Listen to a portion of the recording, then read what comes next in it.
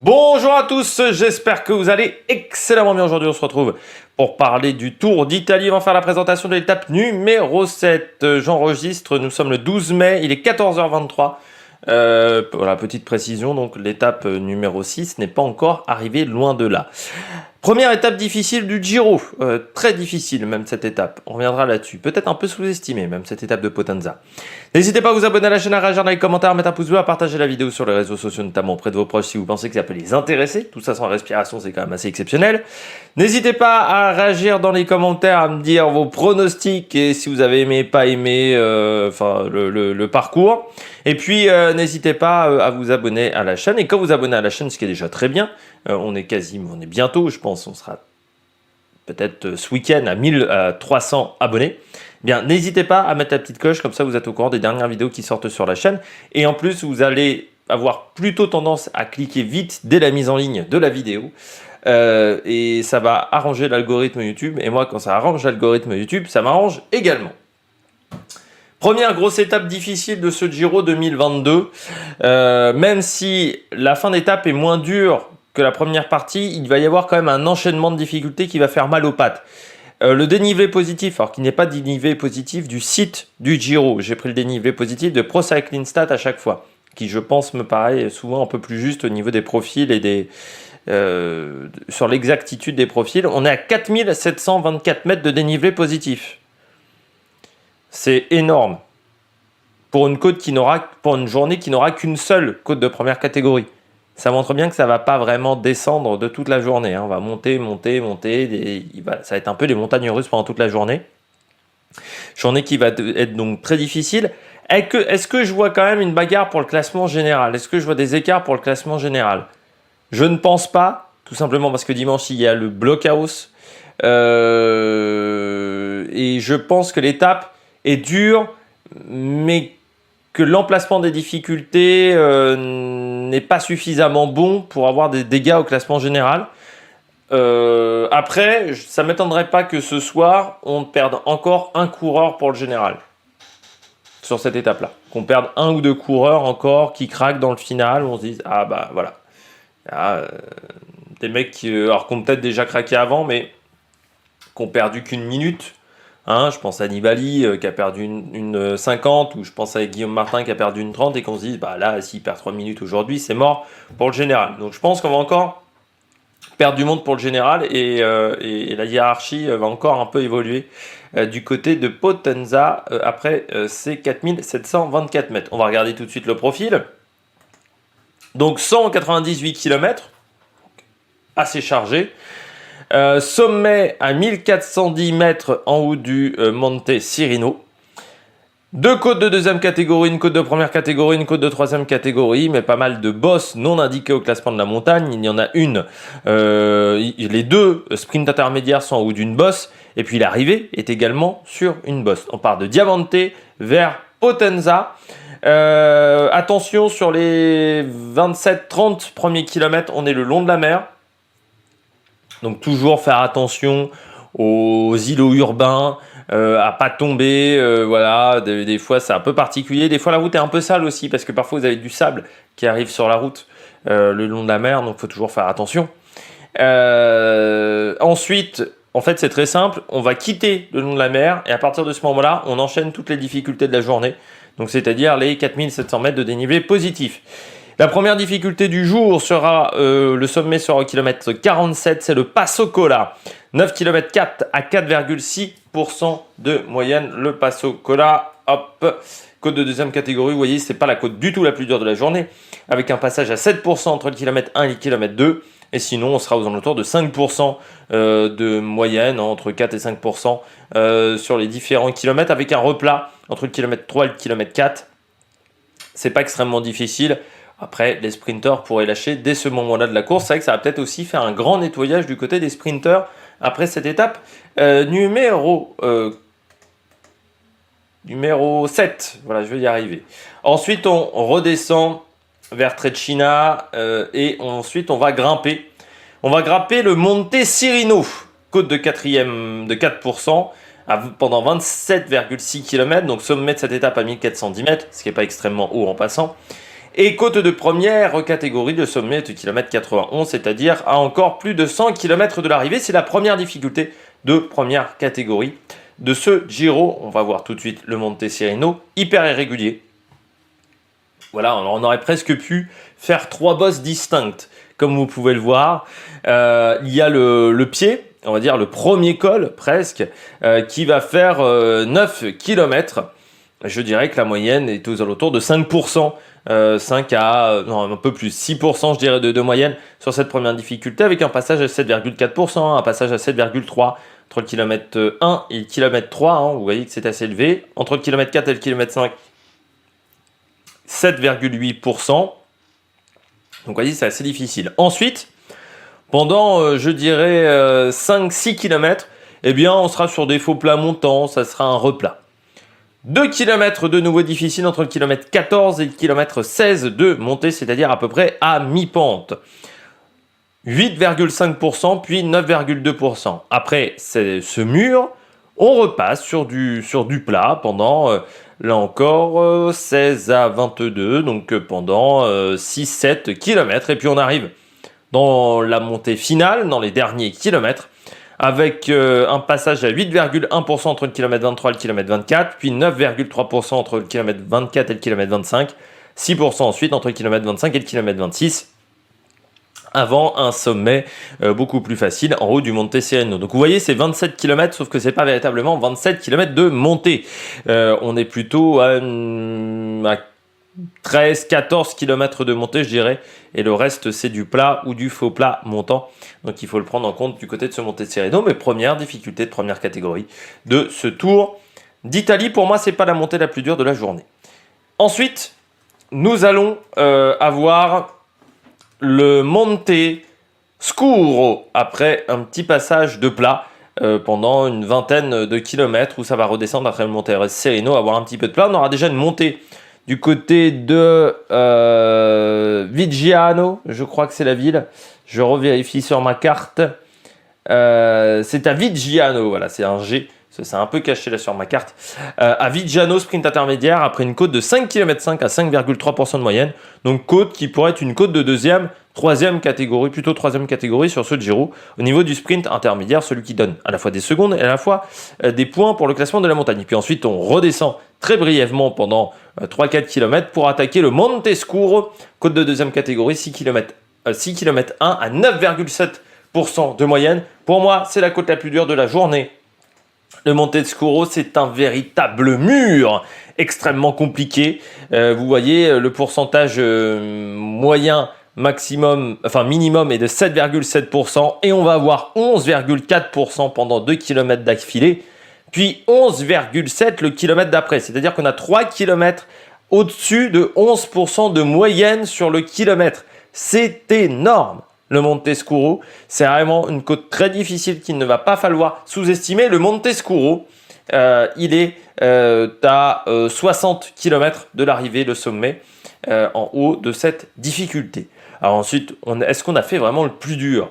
Peut-être, mais il reste quand même des petites difficultés. On aura notamment une côte à Calvello, le pied sera Calvello, kilomètre 154, le sommet sera au kilomètre 159,5, 5 km 8 à 3,9% de moyenne. Et puis ensuite, il y aura la Selata, côte de troisième catégorie. Je n'ai pas quand j'ai pris une semaine avant le début du Giro, il n'y avait pas la description de cette côte faite par la Flamme Rouge. Je ne sais pas si c'est le cas aujourd'hui, mais à ce moment-là, ce n'était pas le cas. 9 km 1 à 5,1% de moyenne, côte de troisième catégorie, qui, me semble-t-il, semble assez régulière. Cette côte-là, elle est au kilomètre 175, c'est-à-dire à 23 km de l'arrivée. Mais il y aura encore une descente, un sprint intermédiaire qui sera proche de l'arrivée, 6 km seulement du côté de Potenza. 2 km 3 à 4,9% de moyenne. Une petite descente, et puis l'arrivée est en bosse. Les derniers 350 mètres sont à 8% de moyenne avec un passage à 13%. Donc le dernier kilomètre n'est pas si facile que ça. Dans ce dernier kilomètre, ce final qui est très technique, du côté de Potenza, la fin de descente est assez technique. Il y aura un virage à 1,7 km à angle droit.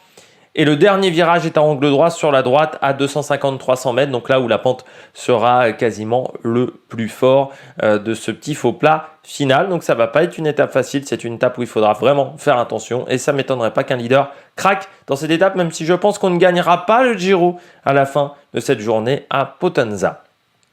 On passe à l'histoire de ce Tour d'Italie. Et aujourd'hui, on va parler de Laurent Jalabert. Vous allez voir pas mal de photos de Laurent Jalabert parce que j'ai eu de la chance. C'est une étape de 99, mais il y avait pas mal sur un site. J'ai trouvé d'archives de Laurent Jalabert. J'ai trouvé pas mal d'images de cette étape. On passe à l'étape numéro 5 qui arrive au Monte Cirino. À la fin des années 90, on va voir pas mal d'étapes qui vont passer au Monte Cirino avec 3 arrivées.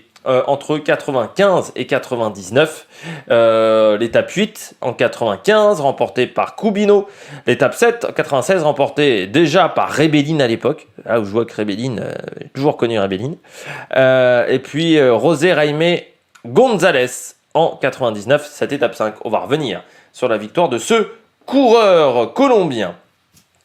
On a l'étape 5 qui arrive au Monte Cirino, c'est la deuxième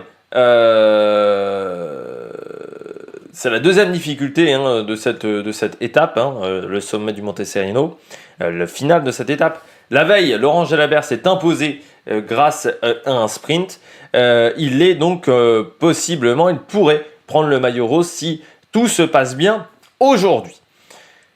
C'est une étape difficile avec cette arrivée au sommet et à 30 km de l'arrivée, le futur vainqueur de l'étape, le Colombien José Jaime González Chepe, qui faisait partie de l'équipe Kelme.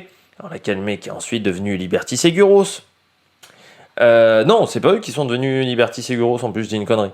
La Kelme, c'était,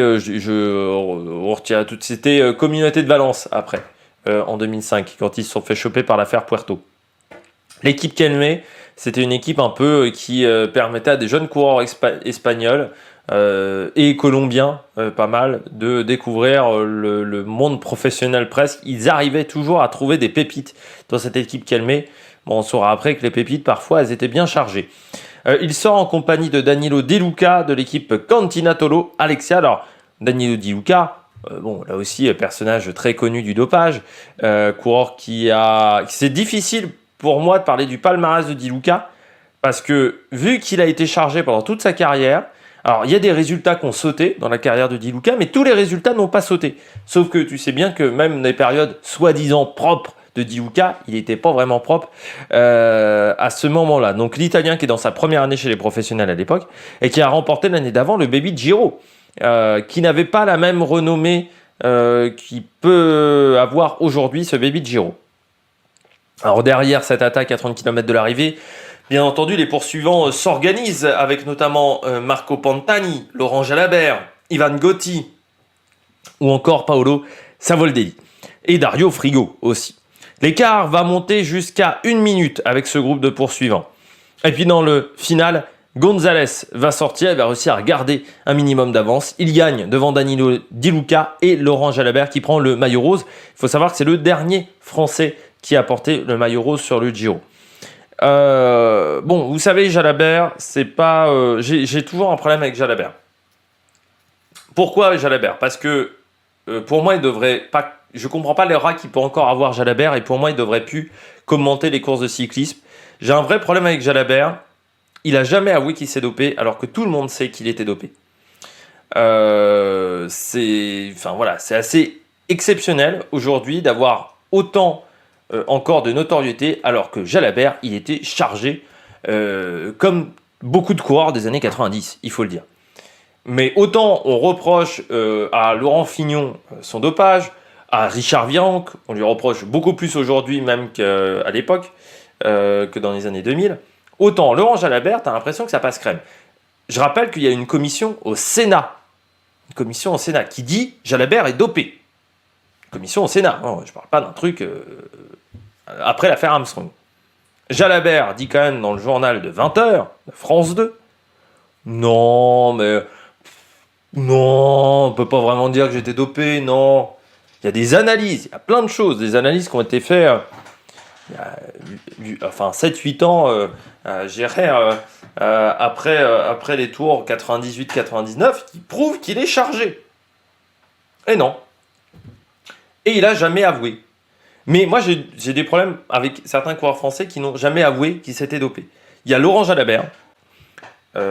Laurent Jalabert. Alors, je rappelle quand même le palmarès de Laurent Jalabert au niveau des équipes, parce que c'est toujours très drôle. Il est passé chez Toshiba. Donc ça, c'est les 3 premières années de sa carrière. 92, il arrive chez Once. Là, on peut dire Manolo Sens, désormais. Manolo Sens, affaire Puerto, pour ceux qui ne le sauraient pas.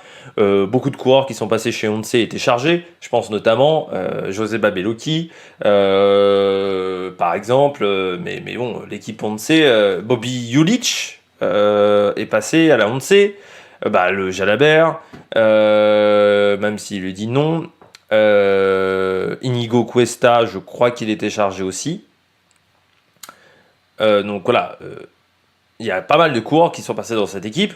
Bon, ils n'étaient pas net au niveau dopage. Puis en plus, Manolo Sens. Ces 2 dernières années de sa carrière à Jalabert, la CSC, l'équipe de Björn Norris. Et il faut savoir que la CSC, sur les premières années, ils sont bourrés de cas de dopage. C'est 3-4 cas de dopage dans l'année. Mais vraiment, sur les 3-4 premières années, et on sait qu'ensuite, à la Once, pendant 5-6 ans, il y a eu énormément de cas de dopage. Et des mecs qui ont avoué, après leur fin de carrière, s'être dopés. Et je rappelle que la CSC, c'est Björn Norris, coureur qui a remporté le Tour de France en s'étant dopé. On l'appelait Monsieur 50%, c'était son taux d'hématocrite, Björn Norris. Voilà. Donc c'était largement au-dessus de la moyenne, largement au-dessus de ce qui est faisable dans la réalité. Et Laurent Jalabert, moi j'ai un problème parce que dans son palmarès, il y a quand même quelques événements. Alors même si... je pense aussi que j'ai pas le même rapport avec Jalabert que d'autres ont, parce que moi j'ai plus ce rapport-là avec Thomas Voeckler. Beaucoup ont connu Jalabert jeune. Moi, c'est vrai que j'ai commencé à regarder le cyclisme. Jalabert était dans sa dernière année de carrière. Et donc, il était à la CSC. Et ensuite, moi, je l'ai plus connu commentateur que coureur, Jalabert. Dans ma carrière. Dans mon expérience de suiveur du cyclisme. Mais dans le cas de Jalabert, il est quand même champion du monde en 97. Donc, la même année que Laurent Brochard. Les médecins, c'est les médecins de Festina qui suivent l'équipe de France cette année-là. Et il faut savoir que Laurent Brochard a une ordonnance otidatée. J'ai le même problème avec Laurent Brochard, qu'on met encore avec une aura incroyable, alors que Laurent Brochard était chargé quand il est champion du monde. Et que pour moi, on ne devrait jamais dire que le dernier champion du monde avant Julien Alaphilippe, c'est Laurent Brochard. Voilà. On ne peut pas dire ça. Mais comme aujourd'hui, ça me gêne quand Jalabert commande des courses, Luc Leblanc, ça me gêne aussi, parce que si vous avez vu des extraits de reportages télé de l'affaire Festina 98, vous pouvez les retrouver sur la page YouTube de l'INA. Regardez des vidéos sur le journal, par exemple, de l'époque, donc de la deuxième partie du Tour de France 98, où il y a une multiplication des affaires. Il y a quand même Luc Leblanc qui fait, à un moment... Luc Leblanc et Jackie Durand. J'ai surtout du mal avec Jackie Durand plus que Luc Leblanc, mais il y a quand même Jackie Durand qui fait, on les traite comme des violeurs ou des pédophiles. Faut quand même pas déconner non plus. Il y avait une omerta dans le cyclisme en 98-99. Quand vous regardez ces reportages-là, c'est ça l'avantage d'avoir des vieux journaux de 20 heures. Ça vous permet déjà de voir que les journaux de 20 heures de l'époque étaient quand même beaucoup mieux fichus que les journaux de 20 heures d'aujourd'hui. Mais que deuxièmement, ça vous permet de voir la manière de penser de l'époque, on va dire, sur le coup. Et regardez, mais le dopage à l'époque, on les considère, les mecs qui sont arrêtés par les gendarmes, on les considère vraiment comme des victimes. On considère que les méchants sont les gendarmes, sont les mecs qui enquêtent. Ce ne sont pas les cyclistes, les méchants. Ça, c'est toujours assez extraordinaire. Mais j'ai aussi du mal avec Cyril Guimard, parce que dans les équipes qu'a dirigé Cyril Guimard, il y a eu du dopage. Je rappelle, Laurent Fignon, il ne s'est pas dopé, il s'est dopé au moment où il y avait Cyril Guimard. Donc ça me pose aussi un problème. Cyril Guimard, c'est aussi les premières années de la Cofidis, où il y avait du dopage. Alors, il n'a jamais donné les produits, Guimard, mais il faisait partie de ses managers, comme Roger Leget aussi. Il faisait partie de ses managers qui... Tant que ça, en fait, il ne regardait pas ce que prenaient les coureurs, il disait, bon, Tant que vous n'êtes pas chopé, grosso modo, on s'enlève les mains et si vous avez des soucis, on peut se démerder pour éviter que vous vous fassiez contrôler. Voilà, c'était un peu les stratégies de l'époque, quoi. Mais bon, je trouve qu'aujourd'hui c'est choquant. Alors quand tu as avoué être dopé comme Virenque, moi ça me pose aucun problème qu'il commente. À partir du moment où il a avoué, pour moi, voilà, où il a payé une peine, pour moi, ça me pose aucun problème. Moi, ce qui me pose problème, c'est qu'aujourd'hui un Jalobert n'est jamais osé dire oui, je me suis dopé dans ma carrière. Alors du côté de ce Tour 99, on va encore parler dopage parce que Pantani domine la course pendant tout ce Giro, mais avant le départ de l'étape 21. Eh bien, il est mis hors course pour un taux d'hématocrite supérieur à 50%. Mieux que Bernardis. Et la course est remportée par Ivan Gotti de la Polti. C'est vrai que la Polti était très connue pour être une équipe très propre. Et c'est sa seule victoire dans un grand tour à Ivan Gotti qui fera pas la deuxième partie de carrière après ce Giro-là d'Ivan Gotti est pas incroyable même en termes de résultats. Mais en 2016, donc après la mort de Pantani, qui rappelle est toujours suspecte, le suicide de Pantani, on a toujours des doutes que Pantani se soit suicidé ou la mafia ait eu un rôle dans la mort de Pantani. Il y a plusieurs journaux italiens qui vont faire une enquête sur Pantani, parce qu'il y a les rumeurs autour de Pantani et de la mafia. Ils vont s'apercevoir que la mafia aurait fait pression sur le médecin qui était le dirigeant de toute la section antidopage, du contrôleur antidopage à l'époque du Tour d'Italie, pour mettre Pantani hors course. Alors vous allez vous dire, pourquoi la mafia avait intérêt à ce que Pantani soit en course ?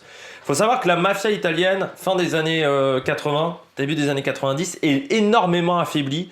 Il y a vraiment beaucoup d'affaires, beaucoup de mecs de la mafia sont mis en prison et les moyens de financement habituels de la mafia ne marchent plus à la fin des années 80-90 et la mafia est énormément affaiblie en Italie à partir de la fin des années 80. Il y a vraiment énormément de mecs qui sont arrêtés. Et ils se sont dit, comment on peut gagner de l'argent ? Ils se sont mis aux paris sportifs, à mettre de l'argent sur les paris sportifs. Le problème, c'est qu'ils avaient misé sur les adversaires de Pantani, pas sur Pantani, parce que les cotes étaient plus importantes, bien entendu. Donc ça les faisait chier si Pantani gagnait, parce qu'ils voulaient que ce soit un adversaire de Pantani qui gagne, plutôt Ivan Gotti.